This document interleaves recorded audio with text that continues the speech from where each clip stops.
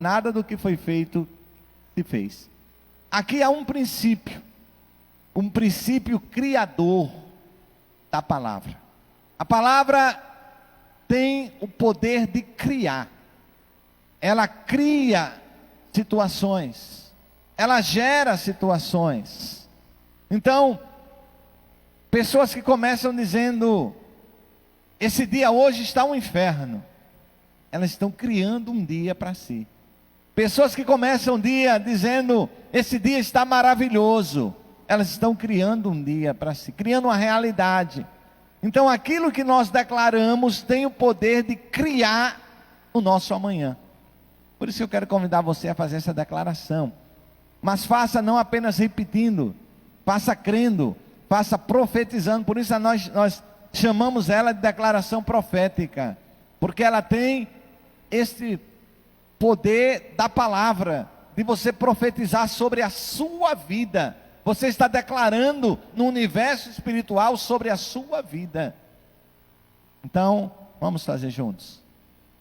Esta é a minha Bíblia, a palavra de Deus. Eu sou o que ela diz que eu sou. Eu tenho o que ela diz que eu tenho. Eu posso fazer o que ela diz que eu posso fazer. Hoje serei tocado pela palavra de Deus. Eu audaciosamente confesso que a minha mente está alerta, meu coração está receptivo.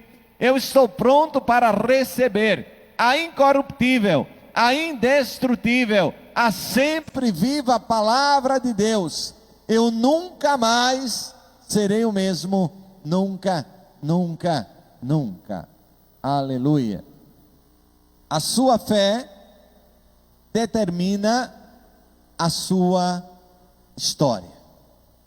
Eu atribuí esse tema baseado na história de um personagem bíblico que eu muito admiro, que está lá no livro de Gênesis, que é o personagem bíblico chamado José. Então está lá em Gênesis 39. Está lá em Gênesis 39, a história de José. Na realidade ela começa no 37, Gênesis 37, pula o capítulo 38 e ela é retomada no capítulo 39. Então abra sua Bíblia em Gênesis 37, não é porque o culto é online que a gente não abre a Bíblia. Abra sua Bíblia em Gênesis 37. Eu vou pedir a Aldo para não colocar aqui a leitura, para a gente ir lá na Bíblia mesmo, acompanhar, pegar a Bíblia, né? E a gente vai fazer uma leitura rápida e vamos voltar a outras leituras nesse texto. As outras leituras, Aldo, pode botar sem problema, mas essa primeira vamos ir lá na Bíblia. Diz assim, e Jacó, Gênesis 37, e Jacó habitou na terra em que seu pai foi estrangeiro, na terra de Canaã. Estas são as gerações de Jacó. José, sendo da idade de 17 anos, estava apacentando as ovelhas com seu irmão, e o rapaz estava com os filhos de Bila e os filhos de Zilpa, mulheres de seu pai, e José trouxe a seu pai más notícias sobre eles. Ora, Israel, que é Jacó, amava José mais do que a todos os seus filhos, porque era o filho da sua velhice, e ele lhe fez uma túnica de muitas cores. E quando seus irmãos viram que o seu pai o amava mais do que todos os seus irmãos, eles o odiaram e não conseguiam falar pacificamente com ele. Meus queridos e amados irmãos,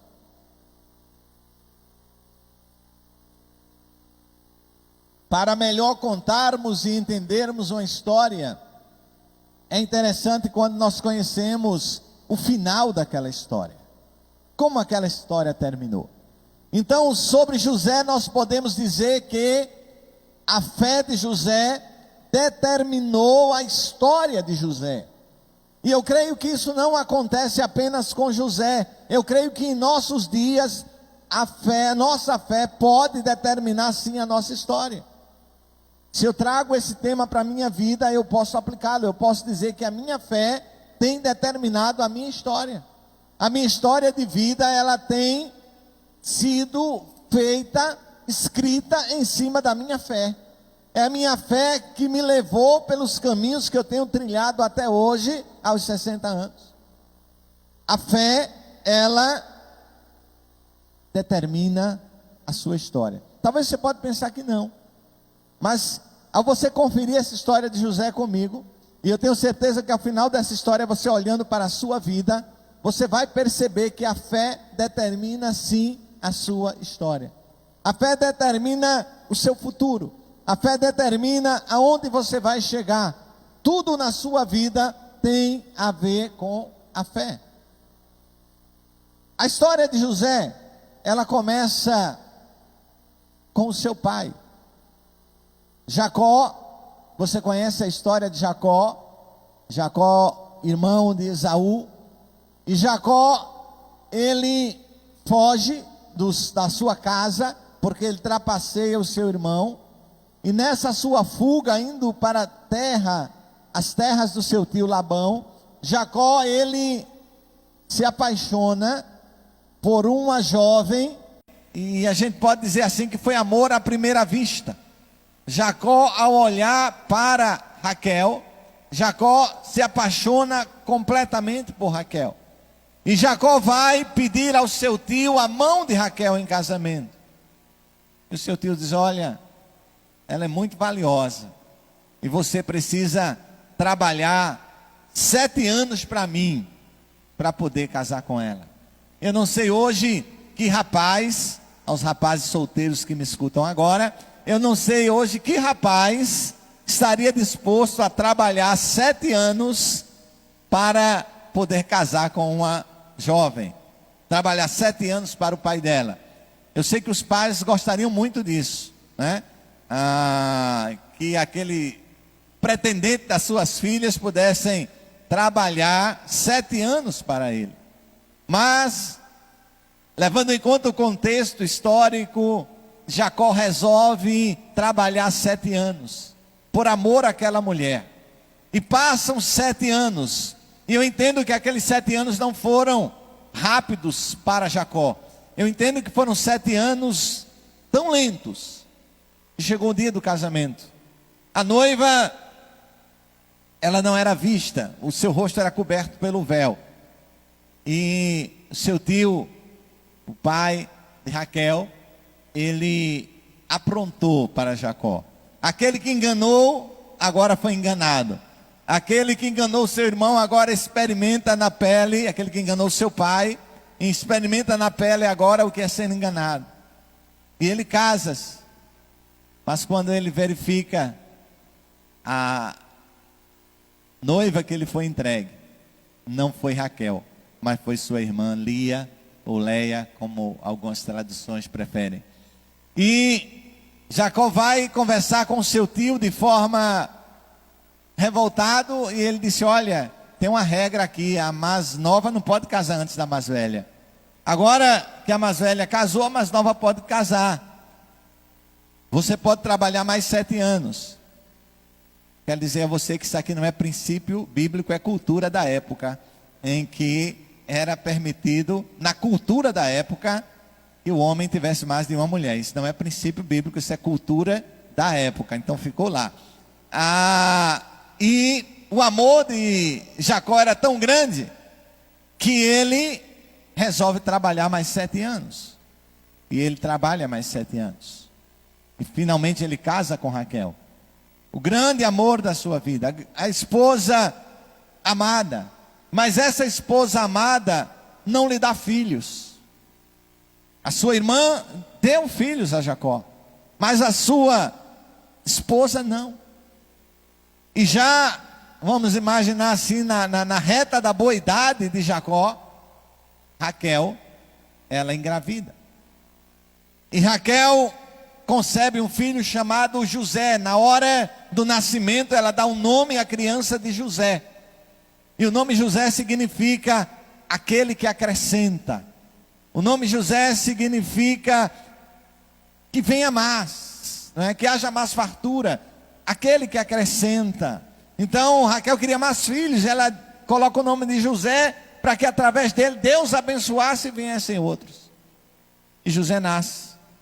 José nasce como o queridinho do papai. José nasce como o filho da velhice, aquele filho querido, aquele filho amado, mas não apenas da velhice, mas da mulher que havia sido o grande amor da sua vida. E você imagina os cuidados de Jacó para com José. Agora, imagina os demais irmãos. Eu imagino que o pai tratasse a todos com carinho, mas José era aquele que tinha mais carinho. Quem é irmão mais velho e tem outros irmãos, muitos irmãos na casa, e você que é irmão mais velho, você sabe que quando os irmãos mais novos nascem, os pais não são tão rigorosos com os mais novos quanto foram com os mais velhos. Os mais velhos sempre passam mais pelo rigor, aos mais velhos a lei, aos mais novos os favores. Então os mais velhos sempre dizem: comigo não era assim, comigo aqui em casa a história era outra, mas com fulano, e parece que era assim, exatamente assim que acontecia com José.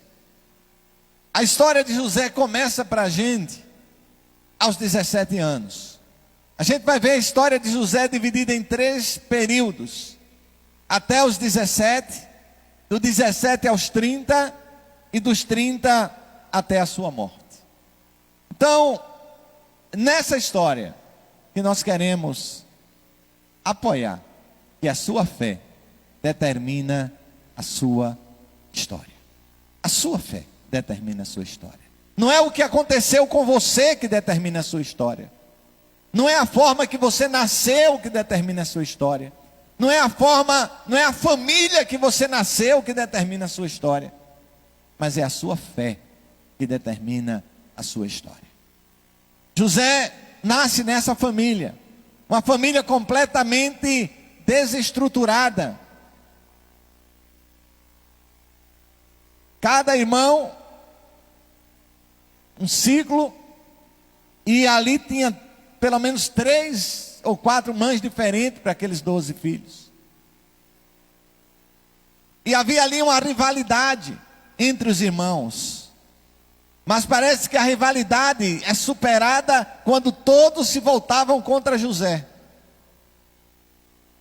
E para complicar a situação, o pai dá a José uma túnica de príncipe. Porque a túnica que Jacó dá a ele é de príncipe. Então imagina, você tem 11 irmãos, e o pai chega com a túnica de príncipe e dá a um.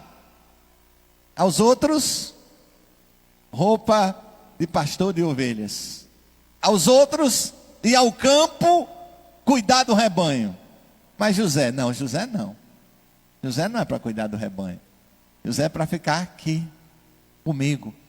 E José tem uma roupa de príncipe. E os irmãos começaram a nutrir aquele sentimento que não é bom.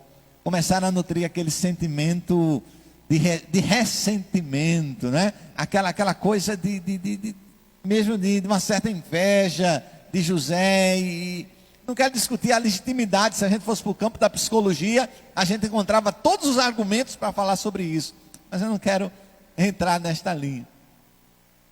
Mas talvez por estar mais perto do pai, José ouviu mais do pai as histórias do Deus de Israel.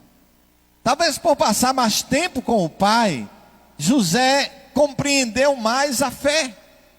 E a verdade é que José abraça esta fé.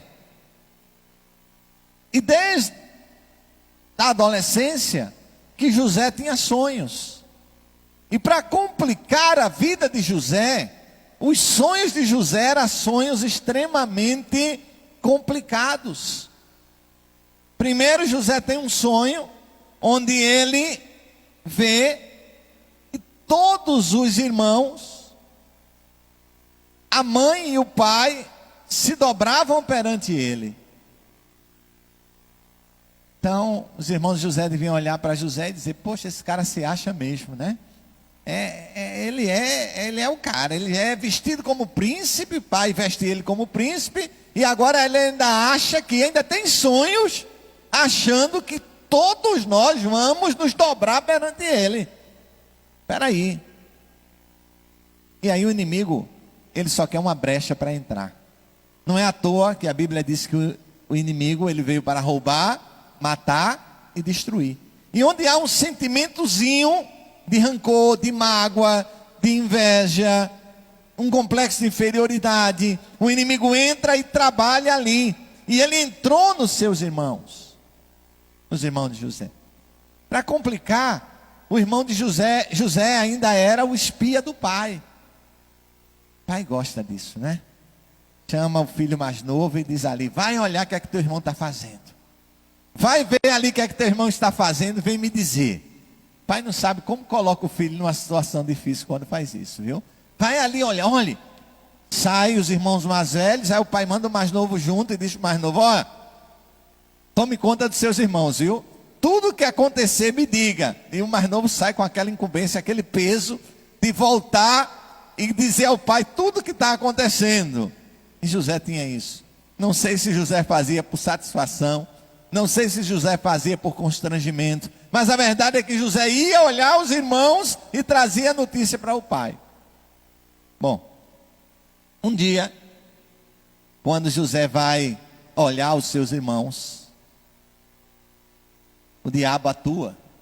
E aí vem aquela ideia dos seus irmãos de acabarem com José. Agora é a nossa hora, agora é a nossa chance, agora é a nossa vez. Vamos acabar com o fanfarrismo desse camarada. Vamos mostrar que ele não é melhor do que a gente. E aí traçaram um plano. Vamos matá-lo, vamos molhar a roupa dele no animal. Vamos dizer ao papai que ele morreu, que um animal... Bom, em meio a isso tudo, sempre tem alguém que minimiza as coisas. O irmão de José diz: olha, não vamos fazer isso não. Joga aí José num buraco, numa cisterna, e deixa ele aí, mas não vamos matá-lo não, deixa ele à sua sorte. E eles até iam fazer isso. Mas aí vinha uma caravana de ismaelitas, e eles resolveram vender José. E venderam José como escravo. José é vendido por 20 moedas, por 20 ciclos de prata, e era o preço de um escravo aleijado. José é vendido pelo preço de um escravo aleijado. Mas pastor, o problema não é esse, o problema é que ele foi, ser vendido já é ruim. Mas imagina você ser vendido por um preço bem abaixo daquilo que você acha que você merece. Isso aos 17 anos de idade. Era um trauma para toda a vida. Os gabinetes de psicologia, os divãs de psicanálise estão cheios de pessoas resolvendo traumas da sua infância. Imagina você ser vendido pelos seus irmãos aos 17 anos de idade. Imagina você não poder ver mais o seu pai. E José é vendido. José vai à casa de Potifar. E era o capitão da guarda do Egito. Era um homem mau. Diz os historiadores que aquele capitão da guarda, ele era o chefe das execuções do Egito. Era ele que ordenava as execuções. Então olha para a casa de quem José vai vendido.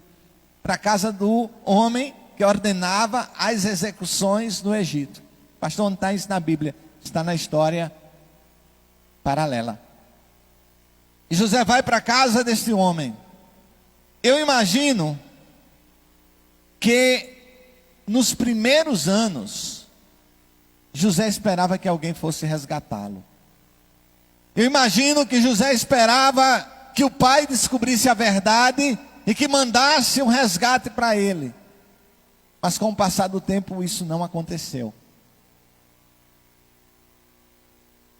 Sua fé determina a sua história. Não é o que fazem com você que determina a sua história.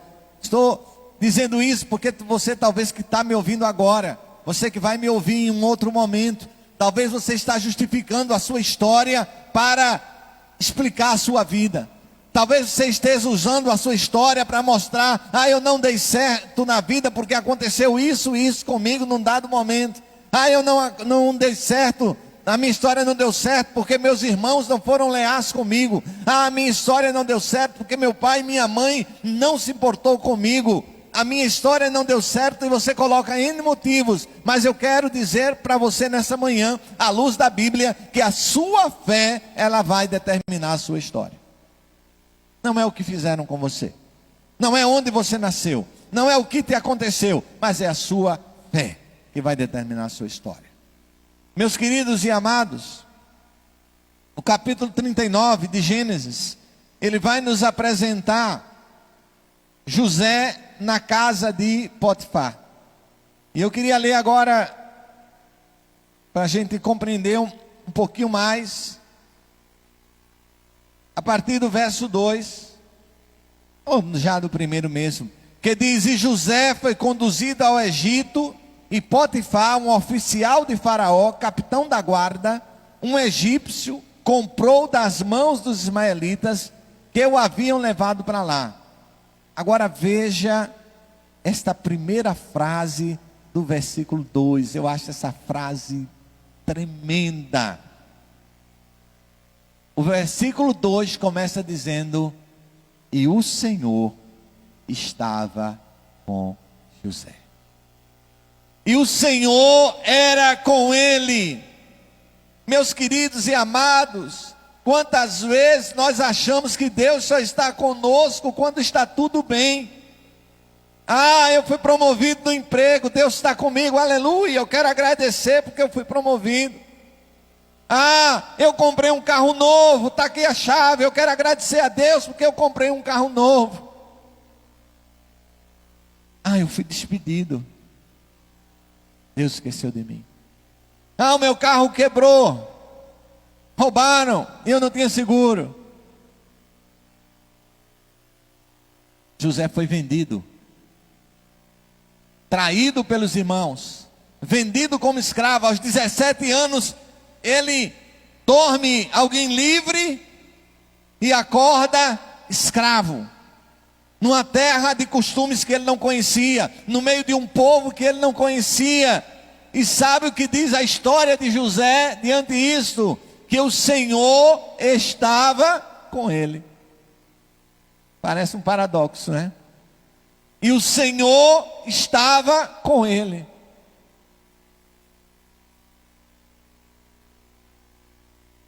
E ele era um homem próspero. Oi, tem alguma coisa errada aqui? E o Senhor estava com ele, e ele era um homem próspero, mas ele é escravo, mas era um homem próspero, mas ele foi vendido pelos seus irmãos, mas era um homem próspero. A prosperidade não está naquilo que estava acontecendo com ele, mas está naquilo que ele era. Ele era um jovem que tinha uma fé no Senhor, e o Senhor era com ele. Talvez esteja passando por tanta dificuldade agora. Nós oramos por Juliana, e a mãe de Juliana teve um infarto essa semana, e está para fazer essa cirurgia do coração. Juliana foi em dezembro, janeiro, Juliana de repente perdeu a sua filha. Juliana, se você estiver me ouvindo agora, eu quero dizer para você que o Senhor é contigo. Não é porque está acontecendo os problemas na tua vida que o Senhor não é contigo, mas é porque o Senhor é contigo que você vai superar todos esses problemas. É porque o Senhor é contigo é que você vai vencer todas as suas lutas. É porque o Senhor é contigo que a tua fé vai determinar a tua história. Eu falo para Juliana, mas falo para você também. Talvez você tenha agora, você é alguém agora que perdeu um parente, perdeu um pai, perdeu uma mãe, perdeu um irmão, perdeu um tio, uma avó vitimada pelo Covid. Eu quero dizer a você que o Senhor é contigo. O Senhor é contigo. E o Senhor era com José. Não é porque estava no sofrimento que o Senhor deixou, o Senhor abandonou. E mais, ele era próspero. Eu posso dizer que eu posso ser próspero, pastor Fernando, mesmo diante da dificuldade. O conceito do mundo de prosperidade é um conceito que diz que eu sou próspero quando tudo me vai bem. O conceito bíblico de prosperidade é que diz que eu sou próspero quando o Senhor está comigo em toda e qualquer dificuldade. Muda o conceito. Um conceito de prosperidade, Ricardo é próspero. Ele mora num apartamento 1 por andar. Ele tem uma casa lá em Gravatá fantástica. Ele tem 3 carros na garagem. Ele é próspero, né? Dinheiro não é problema, ele é próspero. Talvez seja. Não há nada errado quanto a alguém ter dinheiro e ser próspero, não. A pessoa pode ter dinheiro, pode ter bens, patrimônio e ser próspero. Não tem nenhum problema. Mas a prosperidade não está naquilo que eu tenho. A prosperidade está naquilo que eu sou. A prosperidade está na minha relação com Deus. A prosperidade está na minha intimidade com o Senhor. Não importa onde eu esteja, se no vale ou na alta montanha, importa se o Senhor está comigo. E a Bíblia diz que o Senhor estava com José. O que faz você próspero é o Senhor está contigo. A gente escuta muito alguém dizer: fulano está doente, fulano está preso. A gente tem aqui a nossa irmã Valéria, está nos ouvindo agora também. Permita-me, Valéria, fazer esta referência a você. Nossa irmã Valéria Paula. Irmã Valéria Paula está confinada a um quarto, praticamente, a uma cama, praticamente 24 horas por dia. Vai conversar com ela. Vai lá fazer uma visita para ela. E você vai sair abençoado. Você vai levar conforto para ela e você vai sair confortado. Por quê? Porque o Senhor é com ela e ela é uma pessoa próspera. Mas pastor, ela está em cima de uma cama, mas é próspera. Pastor, ela não pode andar, mas ela é próspera. Por quê? Porque o Senhor é com ela. E a presença do Senhor é que traz a prosperidade. Verso diz, capítulo 39, e ele era próspero, e ele estava na casa do seu Senhor. Mas veja o verso 3, que diz algo extremamente interessante também. O verso 3 diz: e o Senhor estava com, e o seu Senhor, capitão da guarda do Egito, o chefe das execuções, ele viu que o Senhor estava com José, e que o Senhor fazia tudo prosperar na mão dele. Meus queridos e amados, quando você é próspero, não é só você vai saber que é próspero, não. As pessoas ao teu redor vão saber também que você é próspero. Vão saber também da sua comunhão com Deus. Elas vão ver Deus agindo na sua vida. Aquele homem comprou José como escravo, mas ele disse: espera aí, esse escravo não é como os outros. Tem algo diferente desse escravo. Tem algo que tudo quando esse escravo faz dá certo. Tudo que vai para a mão desse escravo é abençoado. A Bíblia diz que é assim na tua vida. Onde você plantar, colocar a planta do teu pé, abençoado será. Onde você dirigir as palavras, abençoado será. O que é que há com aquela pessoa, com aquele crente, que tudo que ele diz acontece, que tudo na mão dele prospera? É porque o Senhor é com ele. E aquele homem percebeu isso. E diz o texto 4 que José encontrou graça aos olhos dele, e o Senhor o serviu, e ele o serviu, e ele o fez supervisor, mordomo da sua casa, e de tudo quanto tinha nela. Nós já estamos na segunda fase da vida de José, na fase agora dos 17 aos 30 anos, quando José chega na sua vida adulta. E bem-vindo ao mundo adulto. O mundo de José parece que sai do seu controle. Agora, de filho querido do papai. De vestimenta de príncipe para vestimenta de escravo. É bom quando a gente tira a vestimenta de escravo e veste a vestimenta de príncipe. Mas quando a gente tira a vestimenta de príncipe e veste a vestimenta de escravo, não deve ser algo bom. A vestimenta de José é trocado, a sua túnica de príncipe, ela é rasgada do seu corpo, ela é tomada do seu corpo. De repente ele se vê vestido como um escravo, não tendo mais vontade, não tendo mais hora de dormir nem de acordar, mas dependendo agora da ordem de alguém para a sua vida. Mas o Senhor era com ele. A sua fé determina a sua história. A sua fé determina a sua história.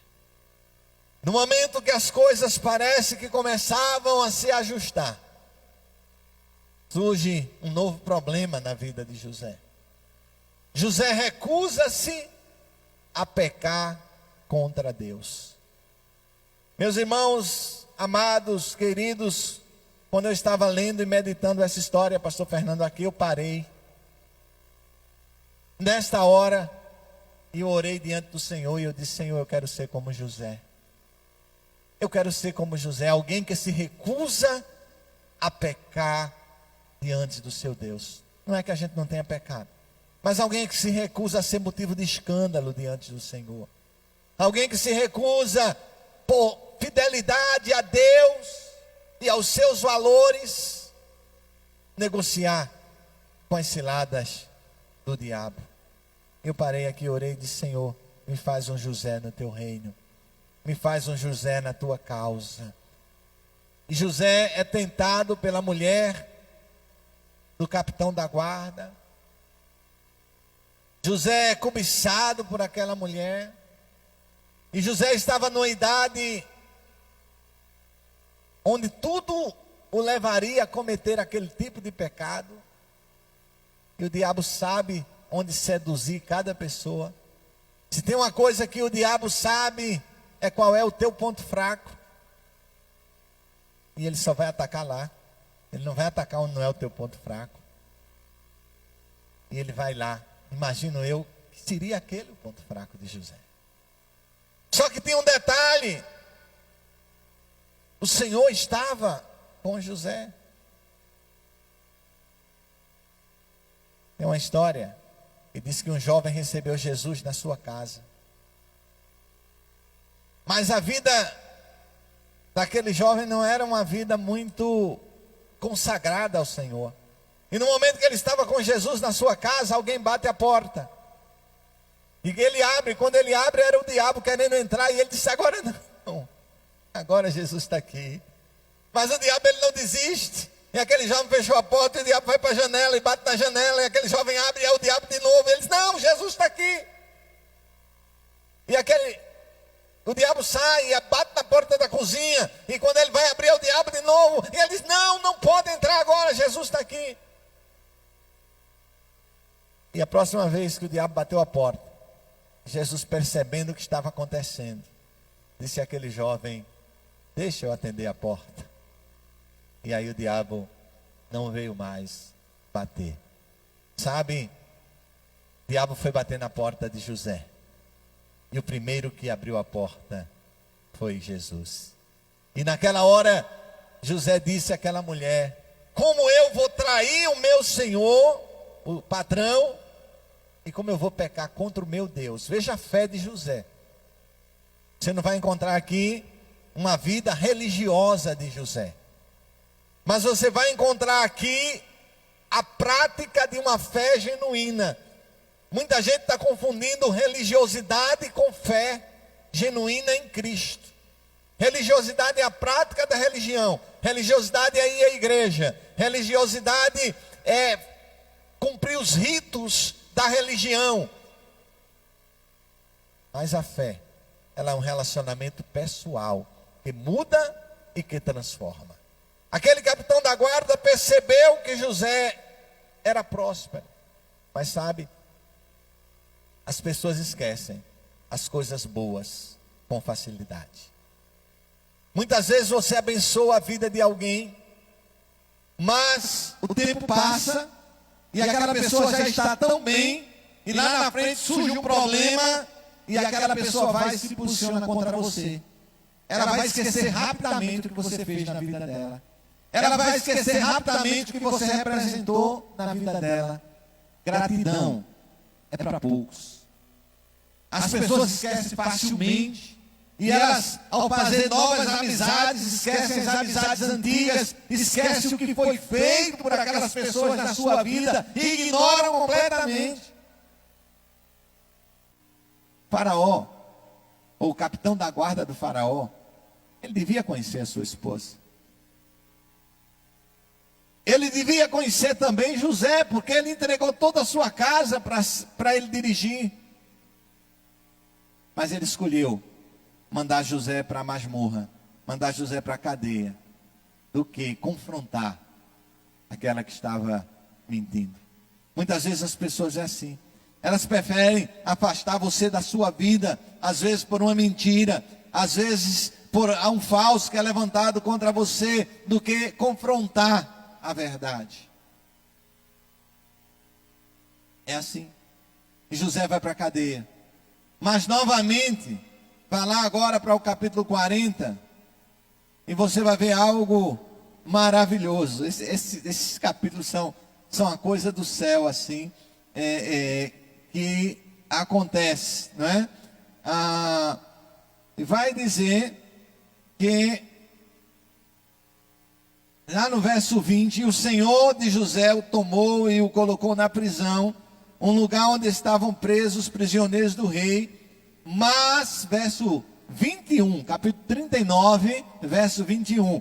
Mas o Senhor estava com José. Aonde? Na prisão. O Senhor estava com José na prisão. O Senhor não deixou José. Mas, pastor, por que José foi preso? Porque Deus deixou que José fosse preso. Gente, tem muita gente que interpreta a história humana de uma forma diferente. José foi preso, era parte da sua história humana. Deus está com José na prisão, era parte da história divina. Não importa onde você vai estar, se Deus vai estar contigo, você vai ser próspero onde você está. Você pode agora ter perdido o seu emprego, você pode estar entrando agora numa nova fase de empreendimento, você pode estar se tornando uma pessoa autônoma agora, mas você diz: eu tinha um emprego bom, mas você perdeu, mas Deus está com você, e essa situação nova sua agora pode ser muito mais abençoada na situação anterior que você tinha. José está na prisão. Parece que nada podia ser pior do que ser escravo. E agora tinha. Era ser um escravo preso. Às vezes a gente acha que alguém diz: poxa, a situação está tão ruim que não piora. E piora. Mas uma coisa pode fazer a diferença. Não importa a situação que você vai estar, Deus vai estar contigo. E Deus foi com José naquela prisão. Com pouco tempo José já estaria liderando. Dentro daquela prisão, José era líder, José liderava. E pelo rigor daquele homem, ele manda o seu copeiro e o seu padeiro para a cadeia, onde José estava. E aqueles homens têm sonhos. José interpreta os dois sonhos, e o sonho de um é que seria restituído ao cargo, o sonho do outro é que ele morreria. Sabe uma coisa que eu olho nesse texto? É que José foi alguém muito corajoso e de muito autoconfiança. Imagina você que José chegar para uma pessoa, imagina que uma pessoa tem um sonho e conta esse sonho para você. E o significado desse sonho é que dentro de 3 dias aquela pessoa vai morrer. E você revelar esse sonho para a pessoa. José tem essa coragem. José olha para aquele homem e diz: olha, o seu sonho é que dentro de 3 dias você vai sair daqui, mas Faraó vai degolar a tua cabeça. Para o outro, José diz: olha, você vai ser restituído, mas lembra de mim lá diante do capitão da guarda. Quando você estiver lá, lembra de mim. Fala para ele que eu estou aqui inocentemente. Lembra? Na hora de receber o bem, todo mundo gosta. Na hora de lembrar que o bem foi feito, 95% esquece. 95% esquece de quem lhe faz o bem. E aquele homem esqueceu de José. Passaram-se 2 anos. Às vezes a gente quer colher imediatamente aquilo que plantou. Ei, tem um tempo de espera. Tem um tempo de espera. José plantou na vida daquele funcionário do rei, do capitão da guarda, 2 anos. E aí Faraó tem um sonho. Um sonho que ninguém consegue interpretar. Ah, Deus tem seus mistérios. E esse sonho, só José pode interpretar. E José interpreta o sonho daquele homem.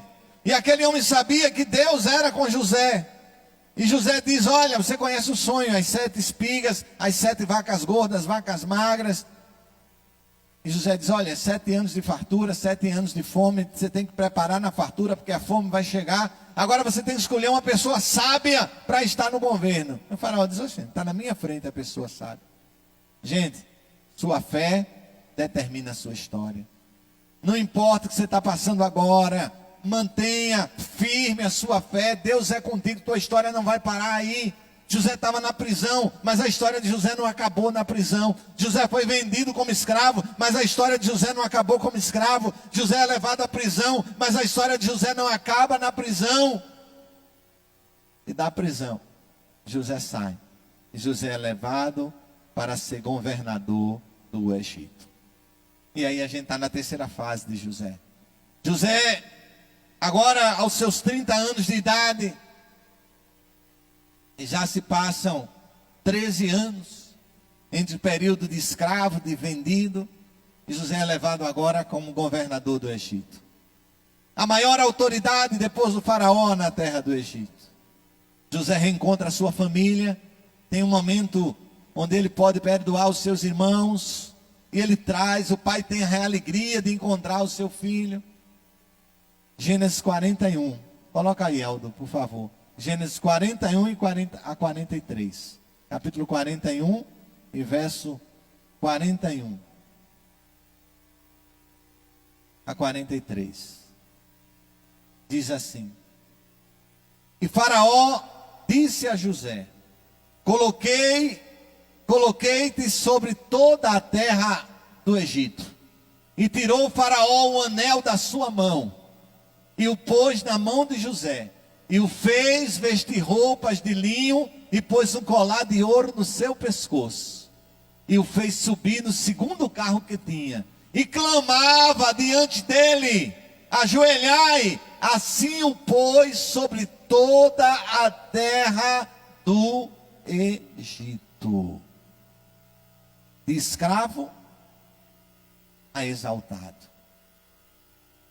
De alguém que foi desprezado, alguém que passa a ser publicamente honrado. Sua fé determina a sua história. Durante o período da espera, confie em Deus. Quando a recompensa chegar, agradeça a Deus. Alguém contou na Bíblia 7.474 promessas. Não posso dizer a você que tem. Confiando em quem contou, eu vou dizer que tem. Mas importa que a gente precisa crer nessas promessas do Senhor. Gênesis capítulo 50, a partir do verso 24. Gênesis 50, a partir do verso 24. E José disse a seus irmãos: eu morrerei, e Deus certamente vos visitará, e vos tirará desta terra, para aquela que ele jurou a Abraão, a Isaque e a Jacó. E José tomou um juramento dos filhos de Israel, dizendo: Deus certamente vos visitará, e vós levareis os meus ossos daqui.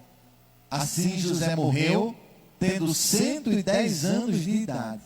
E eles o embalsamaram, e ele foi posto em um caixão no Egito. A tua fé, ela determina a tua história. José foi vendido como escravo. Parecia que tudo tinha acabado ali. E teria acabado, não fosse a sua fé em Deus. Teria acabado se Deus não fosse com ele. Teria acabado se as pessoas não notassem que Deus era Deus na vida dele. Deus opera tudo soberanamente para o nosso bem. José viveu completamente livre da amargura, apesar de cada adversidade. Quando José enfrentou a morte, José estava em paz com Deus e com os homens. A tua fé determina a tua história. Resolva crer em Deus. Não obstante o que você vai ter de abrir mão, resolva crer em Deus. Não obstante a luta que você está vivendo, resolva crer em Deus, decida crer, fortaleça a sua fé. Há pessoas que quando estão passando por dificuldade, permitem que a sua fé seja abalada. Há pessoas que quando estão vivendo lutas, permitem que a sua fé seja abalada. José, nas dificuldades e nas lutas, ele sempre creu que o Senhor estava com ele. As pessoas sempre viram nele a sua fidelidade a Deus, e a sua fidelidade a Deus mudou completamente a sua história. Aquilo que era para a sua vergonha, Deus transformou em honra. E ele pôde dizer a seus irmãos: olha, o mal que vocês intentaram contra mim, Deus transformou em bênção. Se alguém tentar mal contra a tua vida, Deus vai transformar em bênção, porque o Senhor é fiel a você. Eu queria que a minha técnica aí pudesse soltar um louvor que eu ouvi e achei tão lindo esse louvor. E eu queria compartilhar com vocês nesse instante. Queria compartilhar com vocês nesse instante esse louvor.